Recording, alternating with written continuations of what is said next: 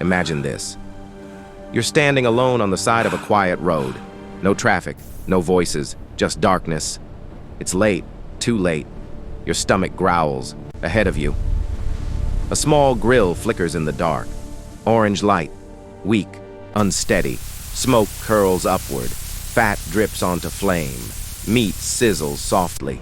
The smell of barbecue fills the air. Warm, comforting, familiar. You step closer. You order a burger. You take a bite. And only later, far too late, you learn the truth. That what you're chewing was once alive. It once breathed, once spoke, once had a name.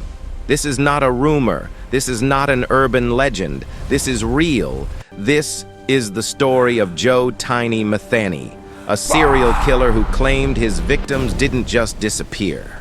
They were eaten. Baltimore, Maryland, mid-1990s.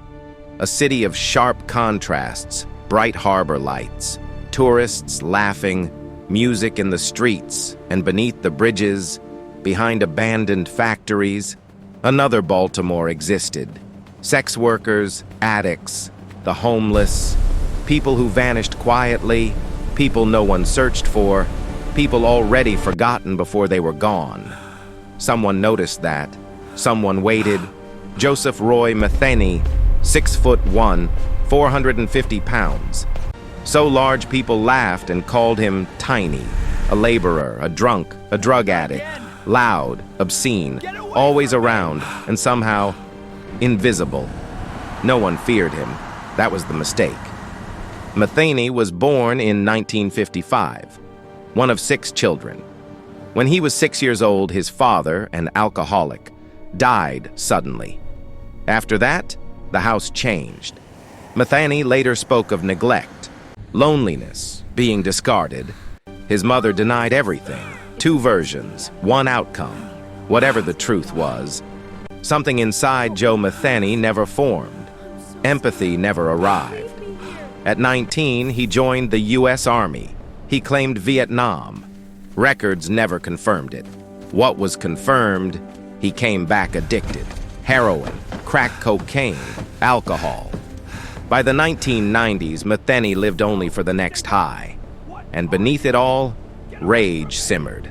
One day in 1994, Metheny came home. The house was empty, his girlfriend gone, their young son gone. No note, no explanation. To Metheny, this wasn't abandonment. It was humiliation, and humiliation demanded payment. He went where addicts gathered, under the Hanover Street Bridge. Cold concrete, tents, trash. 2 men crossed his path. They had no answers.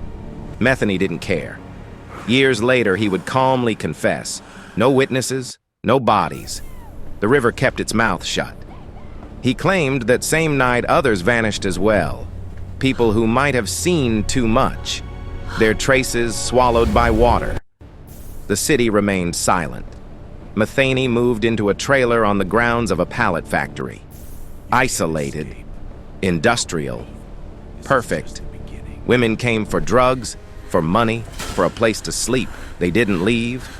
Kathy Magaziner was quiet, thin, worn down by life. Kimberly Spicer laughed louder, dreamed bigger. Neither survived their encounter. One was buried shallow. The other stayed for weeks. Inside the trailer was a freezer. Inside the freezer, things that should never be stored. Not to hide what he'd done, but to use again.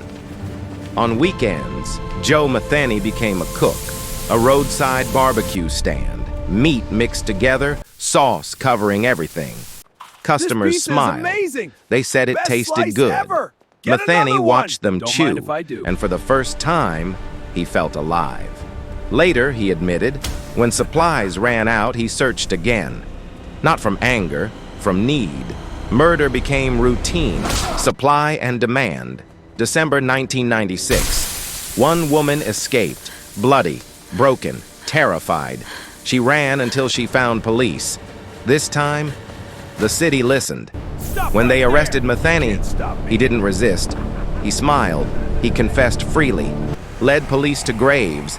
admitted what he'd done, bragged. No shame, no remorse, only pride. At sentencing, he said, "I'm not sorry. That would be a lie. I enjoyed it." Joe Tiny.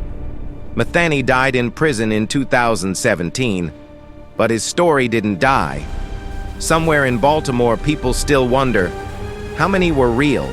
How many meals were wrong? And how many people will never know what they swallowed in the dark?